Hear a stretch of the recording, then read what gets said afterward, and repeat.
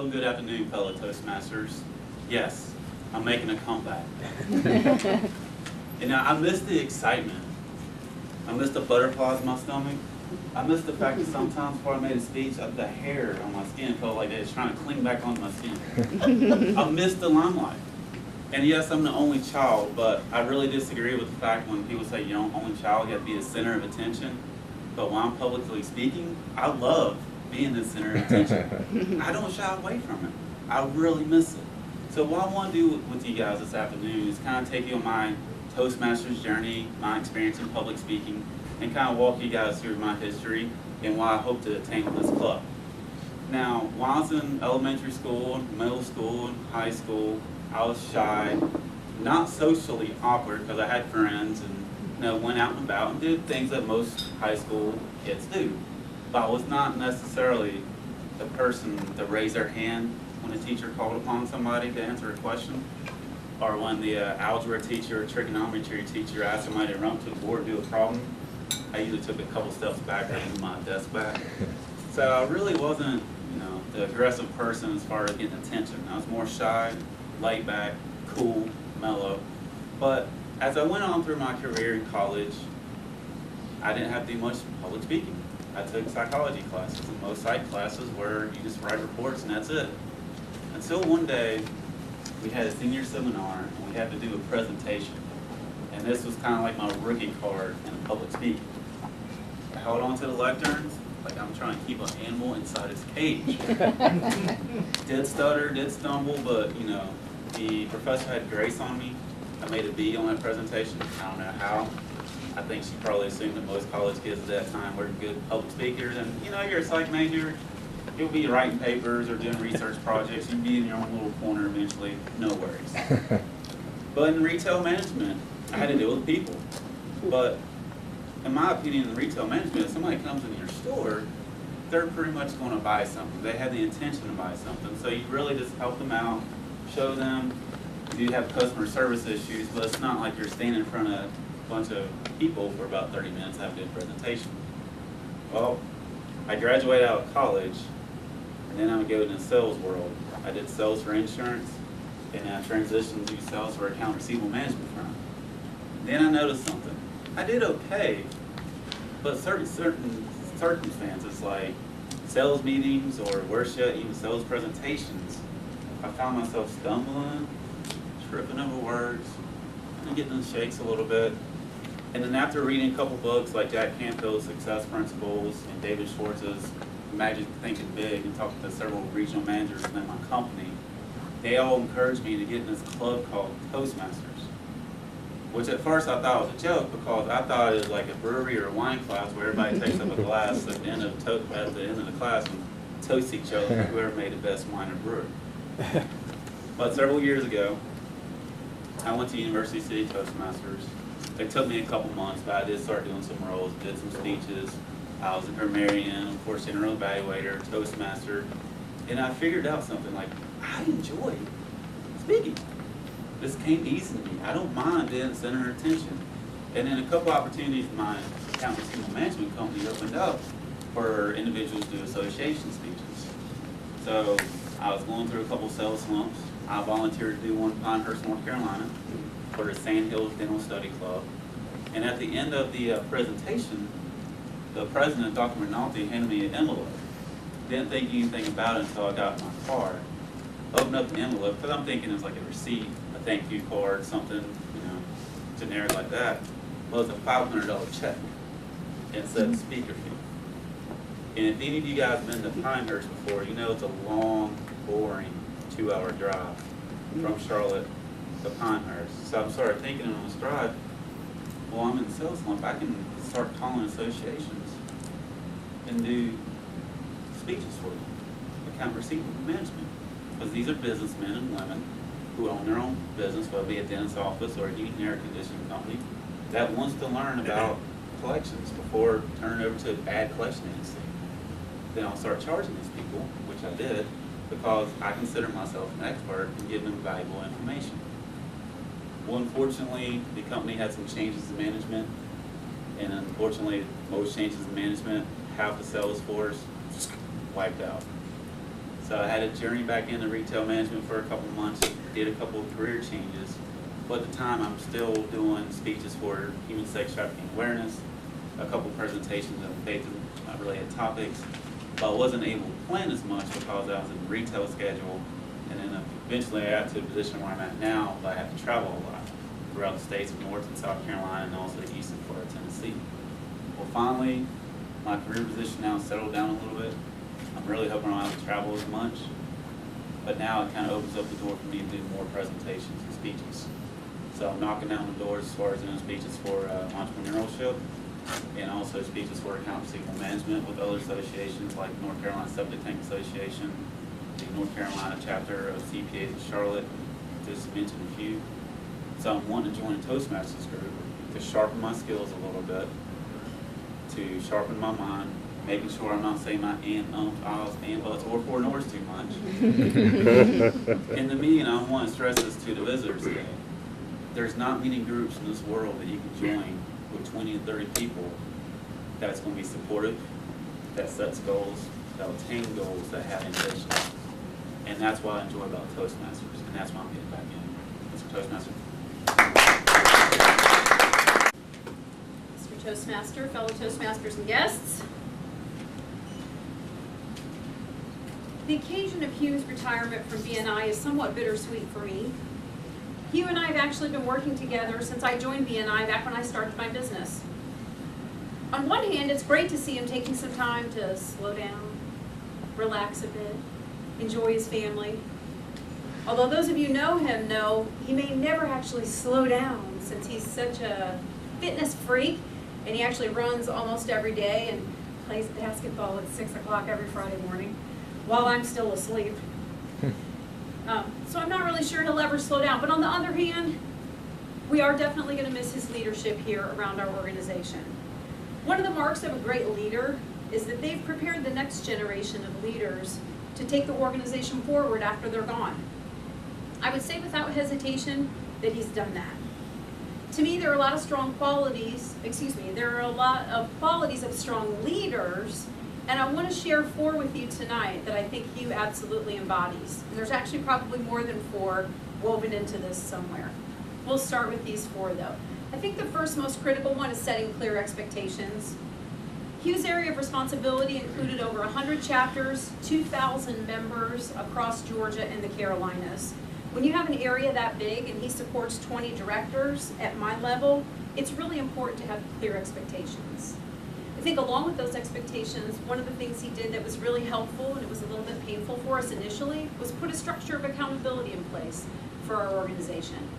It's never really easy to implement accountability, but one of the ways Hugh was able to do it successfully was to help us see how it was going to benefit us personally, as well as how it was going to help the company. I think the other thing about Hugh too is that he holds himself accountable to what he says that he'll do. And that supports the success of his team. That, to me, is integrity. The second thing I think great leaders do is they equip and educate their people. Leaders are learners. I'm sure you've all heard that. Hugh is a learner for sure. And because of that, he's also a great trainer and teacher. I know that some of you know that Hugh is a tennis pro and actually still plays on the pro circuit here in North Carolina in his age group. And prior to starting his coaching and consulting practice around marketing, he actually was a tennis coach for 12 years. So one of the things he preaches to us all the time is fundamentals, fundamentals. He makes sure that we're really good at the fundamentals. But the other thing he does is bring back tips and tools and information for us from events and conferences to help us take our fundamentals and add to them and increase our skill set. He never leaves us to our own devices in that area. I think in the area of equipping and educating us, one of the things he's done too is that he's helped us identify our own gifts and talents within the organization, and then he's placed each of us in a position where we could use those gifts and talents to help us excel and be more successful. I think in turn that's helped the company be more successful, we're more efficient, we're more effective, and one of the things I love most is we're more service-minded, because you guys know that's a push-button topic for me. Our members are making more money as a result of putting those pieces in place too, and that's always the end game goal that we have with what we do at BNI. The third thing for me and a key component of leadership is empowerment. And here's the challenge for people who are willing to empower. They have to be self-confident and self-assured, and they have to be willing to give up control and trust their people to do the right thing. And I think one of the things about Hugh is that he recognizes that he's put strong leaders in place. He has now set clear expectations for us, is holding us accountable to him. He's educating and equipping us. The next logical step is to empower us to handle things. Because our territory is so large, it's really important for him to be able to empower us. He's got a lot of moving parts. And I think that he's confident in what he does, but one of the other interesting things about him is his humility. I think he realizes that if he doesn't have the answer to a particular situation, and we come up against a lot of crazy things, those of you who are in business out there or maybe in retail management, you've heard all kinds of excuses. Well, we get them all, or we get all kinds of stories. And one of the things that he does, in addition to empowering us, is make himself available as an objective third party. Because sometimes in our role, we're not able to be objective about a situation. So he's really helpful in that area. And if he doesn't have the answer to something, he's really willing usually to admit that he needs a little bit of help, and he talks it through with us. If I go to him with something, he'll ask, well, how would you handle it? How would you want to handle it? And I think that's the key to successful empowerment. Probably the most important component, though, of what makes him a great leader is the last thing I want to talk about tonight, and that's actually leadership by example. To me, that is such a critical component of leadership. You will often find Hugh with his sleeves rolled up, out in the field with us, doing the work, and that's really what he does best. He burns up the road between here and Atlanta, between here and the Triad, attending meetings, supporting directors, meeting with members, and actually training and teaching us on how to be better at what we do in our role. And I think that that example that he sets for us is so important. He embodies our philosophy at BNI, which is giver's gain. I got to tell you this story. I didn't know this about him until a couple weeks ago when he shared it at a leadership meeting that I was at, but I had called him and asked him to support my nonprofit, Choice Point Achievement, by buying a $100 golden raffle ticket for our live auction raffle. And of course, he said yes, bought the ticket, and then set his sights on the trip to Cabo. Well, on the night of the gala, I was so excited when they pulled his name, and I actually texted him and I said, Hugh, giver's gain, you won the raffle. And he texted me back and said, are you kidding? And I said, actually, no, I'm not. And he said, this turned out to be a really great thing because Sherry and I have a milestone anniversary coming up, and I didn't have anything planned. So this worked out really well. And the cool thing about it was that they sent me a great postcard from Cabo and brought back some really cool pictures, and it was really exciting to see that somebody that I knew won.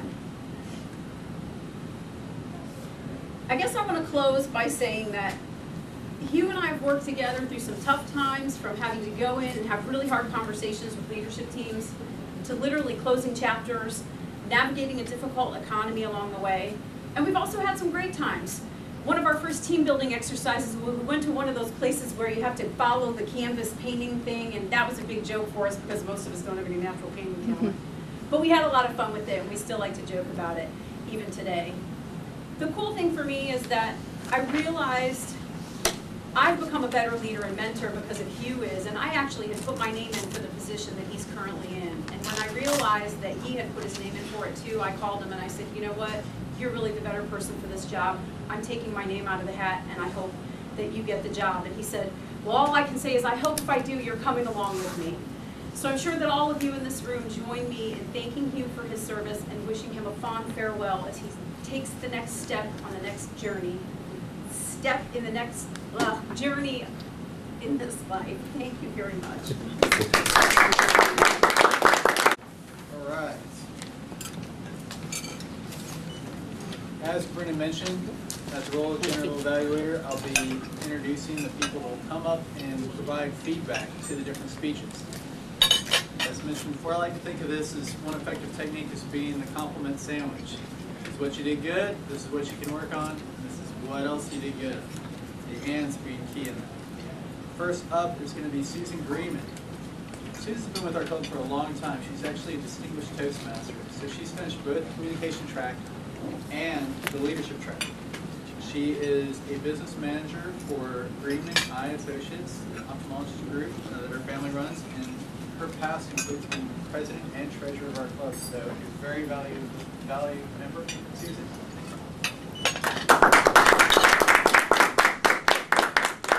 It's with great pleasure that I evaluate Matthew's speech today, making a comeback.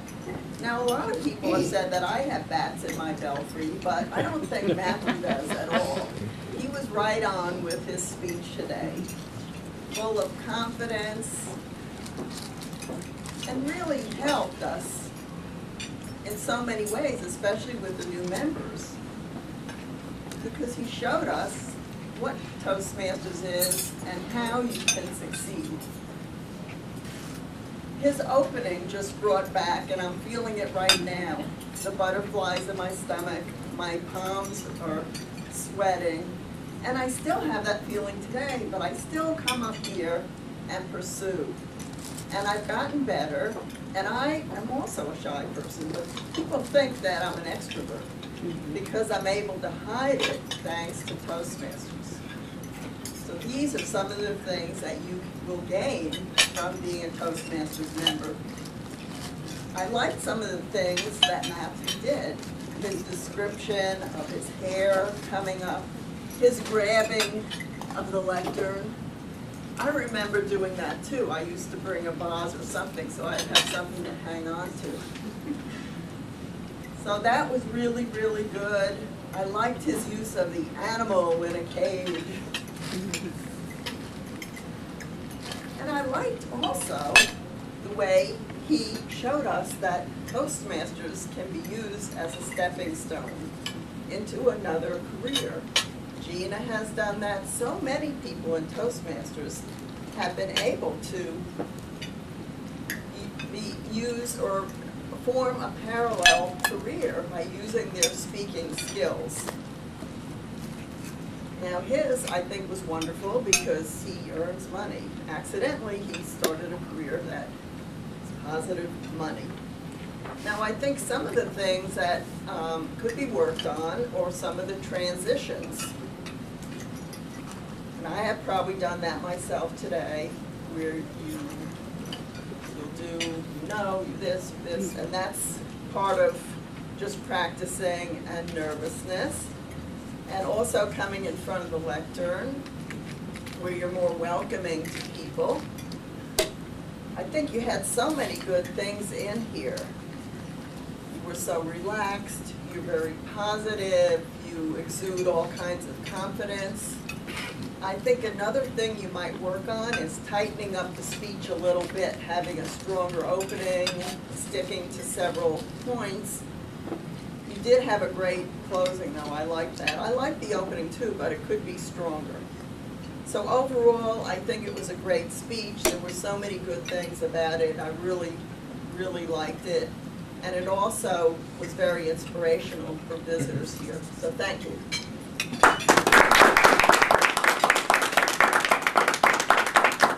Hey. Thank you, Mr. General Evaluator, fellow Toastmasters, guests, and especially Gina. How many of you were inspired by this speech, learning about Hugh Gray? I'll preface this by saying that Gina's working in a manual, special occasion speeches. Once you finish your 10 speeches, you can choose from lots and lots of special manuals. And generally, the number of speeches are 5 within that, so you can work through them, and it's something that perhaps you may want to help yourself in your speaking as you go on in your speaking career. Gina connected quite well to the audience when she first started out, how she knew you, and she made it very personable as well. She spoke about his leadership qualities, but what she did was not just mention the 4 qualities that she wanted to highlight, but she also intertwined them with examples of his accomplishments. And I think that's very hard to do sometimes, but I think the way she did it was wonderfully intertwined. I think the only thing I can say that perhaps she may want to consider is, she had notes here, but she really didn't need them. Gina is a seasoned speaker. And also, when she used her notes, she would turn the paper over. I'd suggest just kind of moving it from side to side. That's not distracting to the audience, and you could hardly tell then that she was even referring to them at all.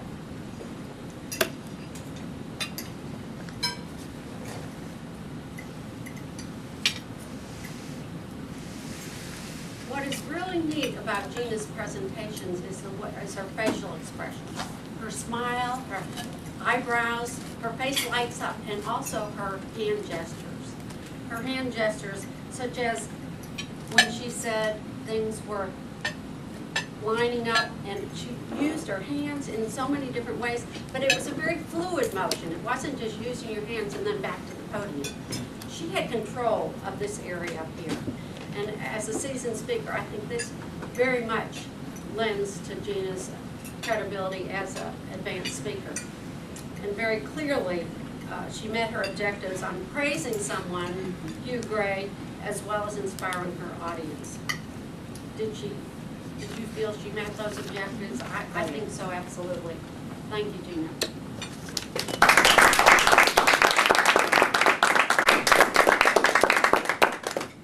Thank you, Mr. Toastmaster. This is my favorite part of our meeting. This is the place where you get some practical, real-life experience. You're walking down the hall. You walk into your boss's office. You're out and about. Somebody asks you a question. Bam! You have to stop, pause, think, gather your thoughts, and provide a clear, coherent answer. And that's what this is all about. It gives you a chance to practice just that skill. So what's going to happen? I'm going to throw out a few questions. At the very end of the question, I'll throw out one at a time. At the very end, I'll call on somebody to come on up, and you will have 1 to 2 minutes to answer that question. At a minimum, you need to speak for the full 1 minute. The green light will pop on at that point. At that time, you can begin at some point to wrap up and just be done before the red light, actually the white light, comes on. Questions are going to be pretty easy today, so this should be a good opportunity to just be able to explore and have some fun with it. Before we begin, I will ask, we don't often call on visitors, but if I were to call on either of our visitors, would you be willing, and it's okay to opt out if you prefer just to observe, would you be willing to try your hand at it? Sure. Okay, and your name is Wendy? And would you be willing? I would like to observe. No problem. No problem. Very good. Wendy, I would like to observe Wendy. Very good. Yes. God, you call it when you just went up. All right. Well, let's dive in. Let's dive in. You know, one of the observations I made in our room here that I think is very artistically done is there's new pictures. Probably in the last couple of months that these new pictures came in. Some of them are very intriguing. When I was in Switzerland last year for a handful of months, actually, I spent one day at the art museum, and I really enjoyed walking around and just staring at the picture or the painting or whatever that piece of art was. And the funniest part to me was watching other people stare at it, because the facial expressions and what they're looking at as they're gathering, it was just almost as entertaining as looking at the art itself. So, if you were to look around at the various art, I would like to ask you to pick one of these artworks and tell me, when you're looking at it, what are you thinking, what are you feeling, what is that piece of artwork saying to you? Mr. Peter Stoll.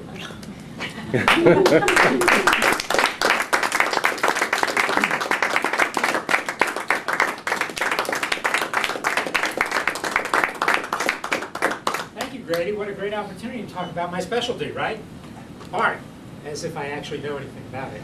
However, I do have some experience as a photographer, so I can appreciate some of the images that are up here, because some of them are kind of arty. I think the one that comes to mind, taking a look around, real simply, would be the Eiffel Tower. And that would be the lady standing to the right, observing the cityscape, probably maybe focused on the Eiffel Tower itself. If you've ever been to France, you realize what a kind of unique structure that is, in that it's over 100 years old, it towers over everything in the Paris landscape, there's height restrictions on the buildings around it, so it really stands out. And it reminds me of the maybe I'm gonna say twice that I've actually been able to see it in my life. So I appreciate the fact that I've been there. I appreciate the fact that it's an icon that's utilized throughout the world. It signifies one city and one city only, and that of course is Paris. It's duplicated around the world in smaller images all the time on a regular basis. And it's interesting that it's in black and white too. That kind of indicates it's maybe a little bit more of a historical picture. Maybe it wasn't taken very recently, as many of these are in black and white. So it reminds me of a lot of fun things, having been there to France, to Paris, with my wife, and her being a Francophile. It brings back a lot of great memories for me. Tour de Fête, I think is what it's called in French, the Eiffel Tower. With a colleague, and he was over in Poland for the last 3 weeks. He's from there originally. He was visiting family, but he and his wife got a chance to get away, and they went to, coincidentally, Paris. My wife and I have scheduled one of our first vacations, just the two of us, that we've had in a long time. We have 4 kids that have kind of come rapid fire over the last 5-6 years, so we don't get out for vacations without the kids very much. And we're excited to go to Aruba coming up in February.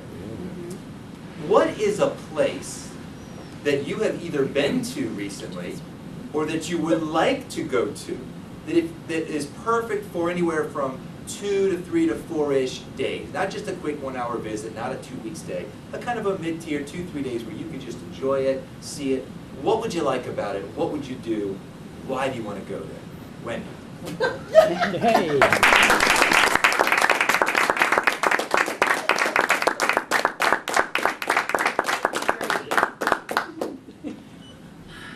I'm Wendy.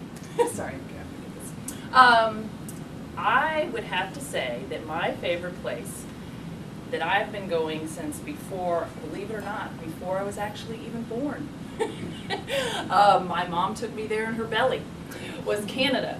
And we go to cottages right on Lake Erie. And it is a family reunion, always around the 4th of July. Yes, we spend the 4th of July in Canada, a little crazy, but we do fireworks, and we have bonfires on the beach, and the cell phones don't work. The kids run around and play outside the entire time we're there. It is the most laid back, relaxing, catch up on everything that has happened in our lives for the whole year, because we see each other once a year. A little bit of driving around. Wine tours are now happening in Canada, believe it or not, so we do some of that. It is very much bring us back to what is important, and that is family. And we look forward to it every single year, and we go back every single year.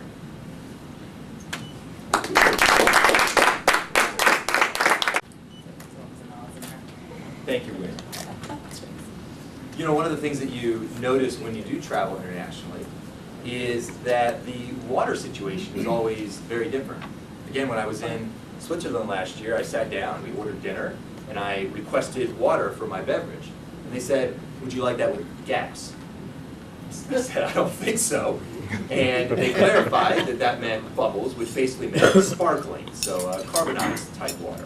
And around different parts of the country, you only want to drink bottled water, or not the country, the world. In other places, it's fine to drink the tap as it's filtered or it's just pure, depending on where you're at. So here's the question. As it relates to water, as you think about bottled water versus tap water, as you think about filtered versus ionized, as you think about flavored water versus just straight up normal water, as you think about sparkly or carbonated versus pure, what is your favorite type